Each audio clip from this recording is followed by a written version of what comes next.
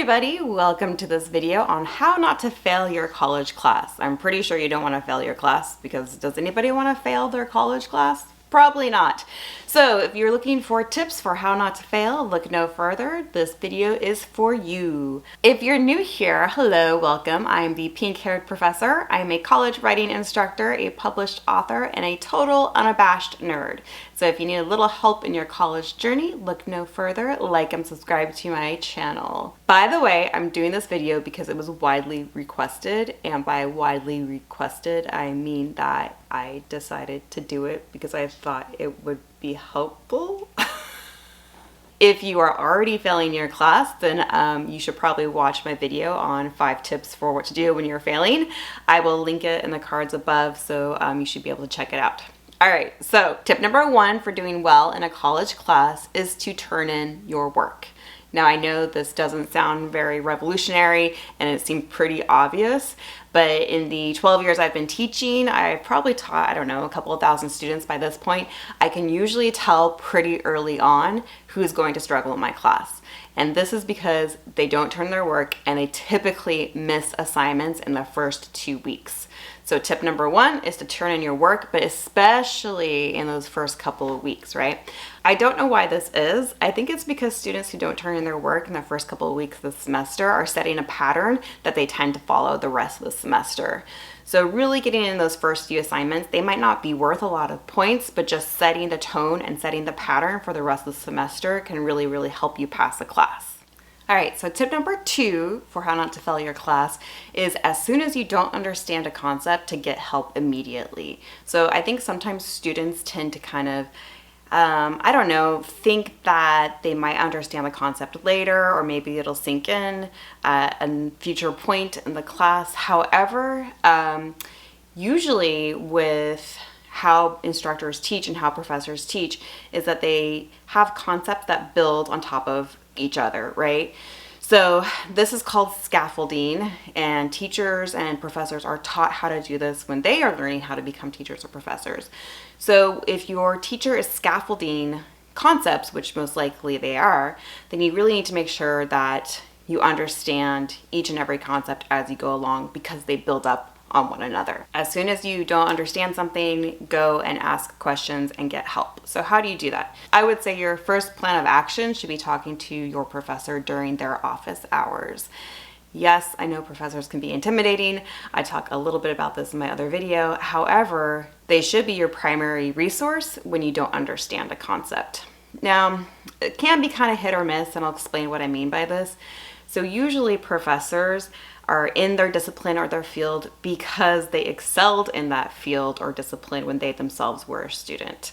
So sometimes it can make it difficult for them to kind of not understand why a student's not grasping a concept because they themselves grasped it really easily. On the flip side, I would say that professors have kind of like a built-in toolkit for explaining things multiple ways. So if you didn't understand it during the lecture or the presentation, then your professor will probably be able to explain it in a different way that will make that concept click for you. Some other ways to get help is to go to your tutoring center at your school. Most schools have some sort of academic resource center or tutoring center to help students with any and every class. And those resources are always free. I'm trying to think if I've worked at any school where they're not free. No, those resources are always free, so you might as well use them because you're paying for them with your tuition. And a lot of times those tutors are peer tutors, meaning that they are students who've taken the class, maybe even with the same professor, and have done well in that class. So that is a really good resource for you to use. Another way to get help on not understanding a concept is to ask questions. So I've seen a lot of students in my classes like just kind of pretend they understand the concept. So when I ask, hey, do you guys have any questions? It's like crickets. But then come to find out later that like a good majority of the class didn't understand the concept. So when this happens and you're not sure what the professor means by something, or you're not understanding something that was just taught, ask questions. Don't be afraid to put yourself out there because chances are your classmates have similar questions. So just don't be afraid to ask questions and ask for clarification. If you don't ask questions, it's going to be really hard for you to understand the concept later on. So make sure you're asking those questions. Another really good resource when you're not understanding something are your fellow classmates. So yes, well, they might have similar questions. They themselves might understand the concept or whatever you're trying to learn, and they can help clarify that for you as well. So that's just something to kind of tap into if you're not understanding something. Tip number 3 for how not to fail a class is to monitor your grade. Now, most professors and most schools use some sort of learning management system or LMS. So LMSs are usually Blackboard, Canvas, Moodle. So any of those 3, there's others out there, but I'm not really familiar with them. Those are the 3 that I've used in the past. So those LMSs are actually really great for monitoring your grade because typically, professors will use those systems to input grades into their grade book.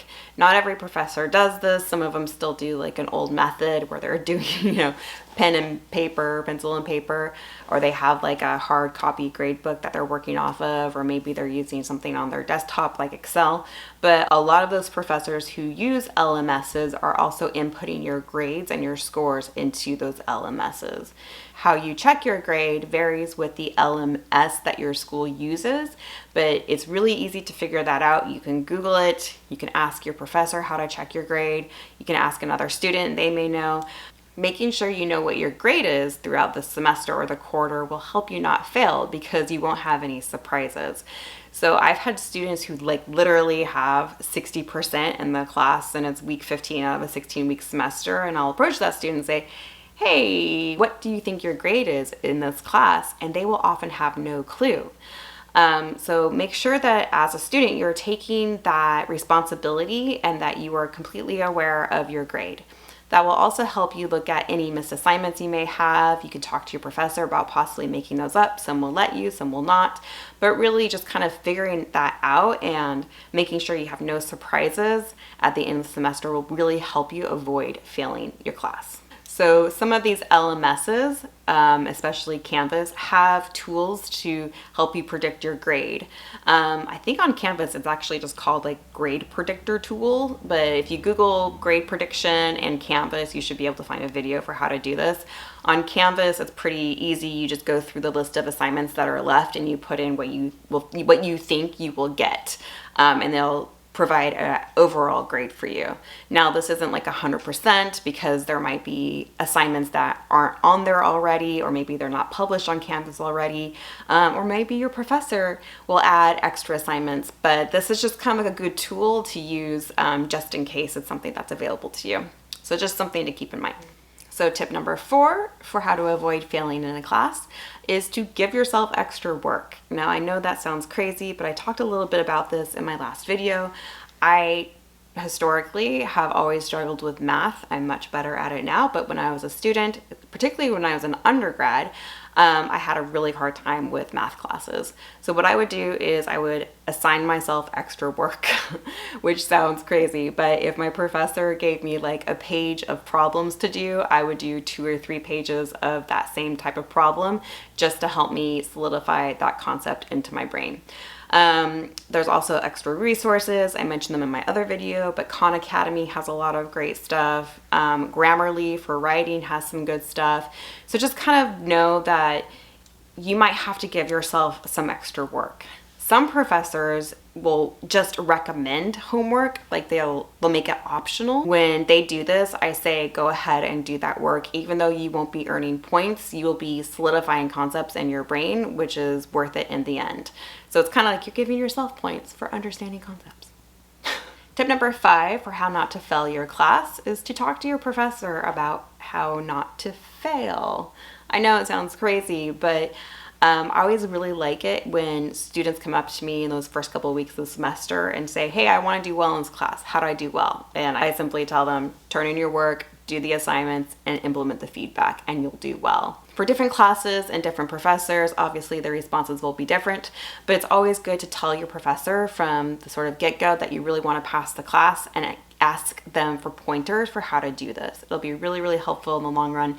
And since your professor is the one giving you the grade, they will know best for what you need to do to pass that class. All right, everybody, so that's how not to fail your college class. What kind of strategies do you use not to fail, and what helps you succeed? Share them in the comments below, and let's support one another on our academic journeys. College is hard, but it's not impossible. With each other's support, we can do it. Have a great week, and I will see you later. Bye. Hi, everybody. How are you doing? Today's video? I don't have an answer for that. Is there something else I can help with?